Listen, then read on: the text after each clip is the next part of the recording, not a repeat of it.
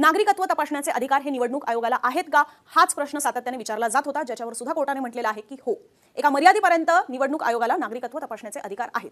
भारतात मतदार कोण हे निवडणूक आयोगच ठरवू शकतं, त्यांच्याकडेच त्याबद्दलचे सर्वोच्च अधिकार आहेत. भारतात मतदान करण्याची एक प्रमुख अट काय आहे, तर जसं आपल्याला माहिती आहे की आपलं वय वर्ष 18 पूर्ण असायला हवं, पण त्याच पद्धतीने आपण भारतीय असणं सुद्धा महत्त्वाचं आहे. भारताच्या बाहेरची एकही व्यक्ती जी भारताची नागरिक नाही ती भारतात मतदान करू शकत नाही. त्यामुळेच निवडणूक आयोग मतदार याद्यांमध्ये एखाद्याला समाविष्ट करण्याच्या हेतूसाठी नागरिकत्व तपासू शकतं. आता याच मर्यादेपर्यंत त्यांना ते अधिकार असतील हे सुद्धा कोर्टाने इथे अधोरेखित केलेलं आहे. व्यक्ती भारतीय आहे की नाही हे निवडणूक आयोग ठरवू शकत नाही. केवळ मतदार याद्यांमध्ये समाविष्ट करण्याच्या दृष्टीने किंवा त्या हेतूसाठीच ते फक्त त्याचा तपास करू शकतात किंवा त्या गोष्टी तपासू शकतात की ही संबंधित व्यक्ती भारतीय आहे की नाही.